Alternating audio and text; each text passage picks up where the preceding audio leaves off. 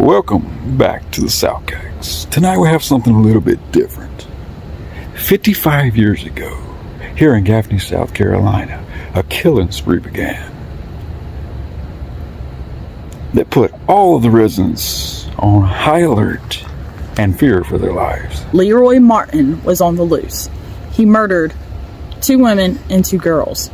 This bridge behind us was the final resting place for one of his victims.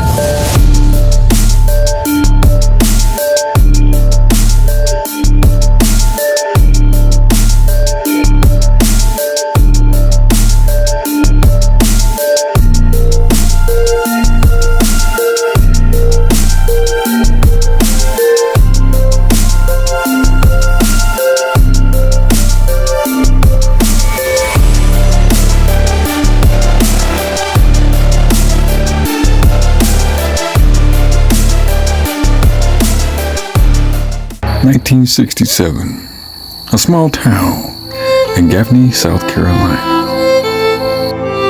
A killer is on the loose and the residents are totally unaware. May 30th, 1967. Annie Lucille Dedmon was found strangled and raped. Annie's husband, Roger, was arrested and convicted and given 18 years in prison. 9 months later, in February 1968, 20-year-old Nancy Carol Paris was abducted. Her husband had reported her missing when she'd taken her dog for a walk out at night and never returned. Her nude body was later found on a riverbank beneath the bridge. She had been strangled and raped. February 8th, 1968.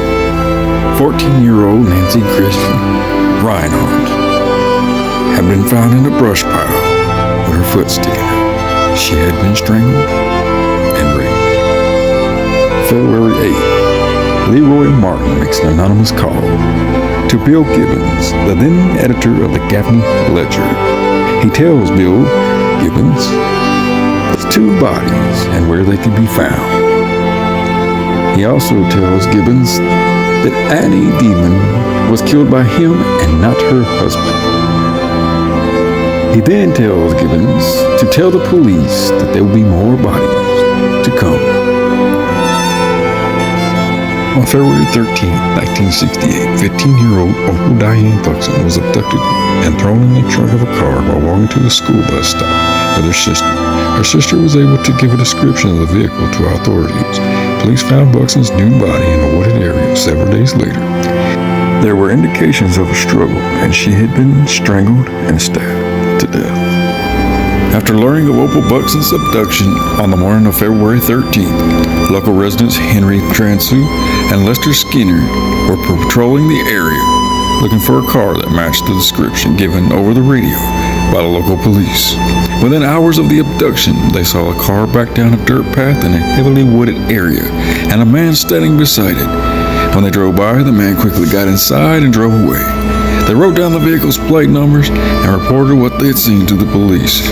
Investigators later found Buxton's body nearby to where Martin's car had been spotted.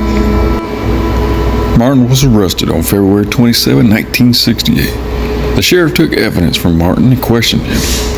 Martin directed them to the location of bodies. However, in the process, Martin was not given adequate right to counsel, and so authorities did not seek the death penalty.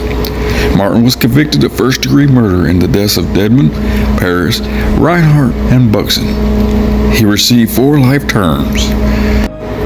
After Martin's arrest, Roger Dedmon, who was 3 months into his prison sentence, was released from Union County Prison Camp on March 1st, 1968. All charges against him and the murder of his wife were dropped. While the popular conception of Martin's motive was that he was after young women, in prison interviews and in discussions with his mother, Martin himself said he had a split personality, including a violent side.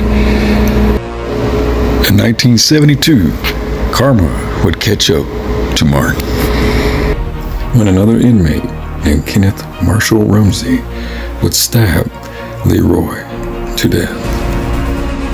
We went to Westview Cemetery in Blacksburg to see if we could find Leroy's grave. This is his mother's grave, Peggy McDaniel Howard. We believe his ashes are buried in her plot. This is Chain Gang Hill Road. They say that you can hear the victims of the Gaffney Strangler screaming, moaning for help.